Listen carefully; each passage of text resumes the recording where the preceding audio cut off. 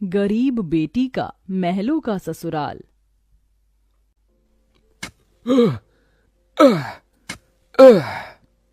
तपती धूप में वह गरीब किसान खेतों में फावड़ा चला रहा था। उसके माथे से तर तर पसीना बहे जा रहा था।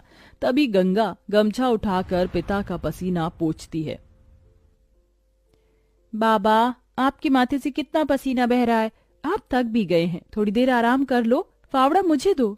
गंगा को खेत में फावड़ा चलाते देख सेवक राम की आंख भर आती है। मेरी गरीब बेटी के जिन हाथों में मेहंदी लगनी थी, उन्हीं नाजुक हाथों से मेरी गंगा सख्त फावड़ा चला रही है। तू एक गरीब की बेटी को ही ऐसा भाग्य देकर क्यों भेजता है भगवान। एक गरीब के जीवन की सबसे बड़ी दुविधा बेटी को ब्याहना होता है। ये कहानी है ऐसे ही किसान सेवक राम की, जो बड़ा गरीब है। उसकी दो बेटी गंगा और अंजू हैं। यूं तो सेवक राम ने गंगा के लिए कई रिश्ते ढूंढे, मगर भला एक गरीब की बेटी का हाथ कौन थामना चाहता है। किसी तरह से उनका जीवन कट रहा था। सेवक राम, उसकी बूढ़ी पत्नी जानकी और दोनों बेटी सारा दिन तपती धूप में खेत में काम करते रहे। शाम को खेत का मालिक ब्रिज वहां आया। अरे ओ सेवक राम, सारा खेत जोत दिया? जी ब्रिज बाबू, खेत भी जोत दिया और बीज भी बो दिया। ये ले, तेरे परिवार की आज की दिहाड़ी 250 रुपए। ये क्या मालिक, आप पैसे तो कम दे रहे हैं। पहले मेरी अकेले की दिहाड़ी आप मुझे 200 रुपए देते थे, फिर घटाकर 100 रुपए कर दिया और फिर सीधे 70 रुपए कर दिया, और उसमें भी पूरे पैसे नहीं दे रहे हैं। मैं, मेरी दोनों बेटी और पत्नी को मिलाकर हम कुल 4 जन आज खेत में दिन भर जर मर कर खटे हैं। अरे 30 रुपए ही तो कम है, उसमें क्या तू खरीद लेगा है? एक एक रुपया भी मेहनत से कमाना पड़ता है मालिक। फिर ब्रिज बाकी के 30 रुपए भी सेवक राम को दे देता है, जिसके बाद वह अपनी मढ़ई में आ जाते हैं और गंगा सबको खाना बनाकर खिलाती है और एक फटे गुदरी पर पूरा परिवार जमीन पर लेट जाता है। मगर एक पिता होते हुए सेवक राम चिंता में सो भी नहीं पाता। वह रात भर आंसुओं से बिछौना भिगोता है। अजी, आप अभी तक जाग रहे हैं? जिसके घर में जवान बेटी ब्याहने को हो, वो कैसे सोए। जाने मेरी गरीब बेटी के भाग्य में क्या लिखा है। भगवान ने सभी के घर आंगन में भाग्य जाग रहे हैं, मगर मेरी मढ़ई के आंगन में मंडप कब बनेगा। अजी, तुम चिंता मत करो, भगवान ने कहीं न कहीं जोड़ी बनाई होगी। सेवक राम का यही दुख कम न था। अभी तो और भी कठिनाई आने को थी। अगले दिन जब चारों खेत में पहुंचे कि तभी। क्यों रे सेवक, कल तू 30 रुपए के लिए पाठ पढ़ा रहा था, अब क्या करेगा? क्योंकि ये सारी की सारी जमीन तो पृथ्वीराज जी ने खरीद ली। तभी अंजू ने गंगा से कहा, दीदी, अब हम क्या खाएंगे? खेत बोकर ही तो थोड़े बहुत पैसे मिलते थे। सेवक राम अपने परिवार को लेकर लौट आया। वह दिन रात चिंता में गलने लगा। ऐसे घर कैसे चलेगा प्रभु, कैसे होगी गंगा की शादी। और शादी नहीं हुई तो लोग मेरी गंगा को जाने क्या क्या नाम देंगे, क्या क्या ठहराएंगे जानकी। मैं काम ढूंढने जा रहा हूँ। बाबा, मैं भी आपके संग चलूंगी। दोनों काम ढूंढते एक बड़े से मिल में आए, जहां शिव नाम का एक नौजवान गरीब मजदूर भी काम कर रहा था। जहां मजदूर राशन की बोरी भरी मालगाड़ी खींच रहे। सेवक राम ने काम मांगा, दोनों को काम मिल गया। गंगा अपने पिता की बराबरी में काम करती। तपती धूप से अक्सर उसके पांव और हाथ में मालगाड़ी खींचने से छाले से पड़ जाते, तो वहीं घर आकर वह अपनी माँ का हाथ बटाती। आप ही अपनी चक्की पीसती, कड़ी धूप में सड़कों से गोबर बीन कर लाती, उपले बनाती। एक दिन मालगाड़ी खींचते वक्त शिव उसकी मदद करता है। काका, क्या मैं आप दोनों के साथ खाना खा सकता हूँ? बड़ी भूख लगी है और मैं खाना भी नहीं लाया। हाँ बेटा, आओ ना। ये कहते हुए गरीब गंगा अपने प्याज और रोटी में से उसे भी देती है और हिचक से भरकर कहती है, माफ कीजिएगा, आपको खिलाने के लिए हमारे पास कोई पूरी पकवान तो नहीं है, जो है यही खा लीजिए। शिव वह रूखा सूखा भी हंसकर खाने लगा। अब अक्सर शिव उनकी मदद कर देता। उसकी अच्छाई गंगा के मन को भाने लगी और एक दिन शिव ने कहा, काका, अगर आप मुझे इस काबिल समझे तो मैं आपकी बेटी का हाथ थामना चाहता हूँ। बेटा, मेरी गरीब बेटी को तुम जैसा मेहनती जीवन साथी मिलेगा। मुझे तुम पसंद हो बेटा।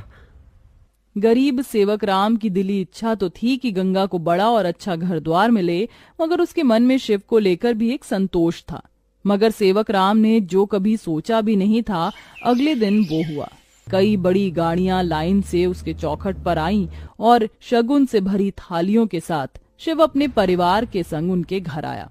उनके महंगे कपड़े लत्ते देख एकदम महलों में रहने वालों से थे। शिव के संग उसके माता पिता पृथ्वीराज, वसुंधरा और बहन योगिता थी। अंजू ने उन्हें देख तपाक से बोला, अरे बाप रे, ये तो राजा महाराजा से लगते हैं। अजी आपने तो कहा था शिव गरीब घर का लड़का है। शिव बेटा, ये सब क्या है? यही मेरी सच्चाई है काका। माफ कीजिएगा, मैं मजदूर या गरीब नहीं था, बल्कि महलों का बेटा हूँ। मगर मुझे एक ऐसा जीवन साथी की खोज थी जो मेरा धन दौलत देखकर मुझे न अपनाए। इसलिए मैं उसे ही ढूंढने के लिए ये जीवन जी रहा था। जिसने मुझे मेरी गरीबी के संग स्वीकारा वो गंगा थी। इसलिए मेरे महलों की दुल्हन गंगा होगी। गंगा बनोगी मेरे महलों की बहू और मेरे बेटे की दुल्हन। अपनी गरीब बेटी के लिए महलों से आया रिश्ता देखकर सेवक राम बड़ा रोया। भगवान, तूने मेरी फटी झोली में इतनी खुशियां डाल दी। मेरी बेटी महलों की दुल्हन बनेगी। हर बाप चाहता है कि वो अपनी बेटी का हाथ जिसके हाथ में दे वो उसे रानी बनाकर रखे। अब मेरी बेटी सचमुच में महलों की रानी बनेगी। समझे जी, मंगनी कर ले। मगर इतनी छोटी सी मड़ई में सब कैसे होगा? ये तो टूटी फूटी है, आप लोगों के खड़े होने लायक भी नहीं है। मगर इस मड़ई में आप जितने दिलदार लोग रहते हैं तो ये महलों से बढ़कर है। इसके बाद सेवक राम के छोटे से मढ़ई में उसकी गरीब बेटी की मंगनी होती है, जहां और थोड़े दिन के बाद बड़े ही धूमधाम के साथ गंगा की शादी होती है, जहां वह मंडप में मन ही मन कहती है, हे गौरी मैया, आपका धन्यवाद जो आपने मुझको मनचाहा वर दिया।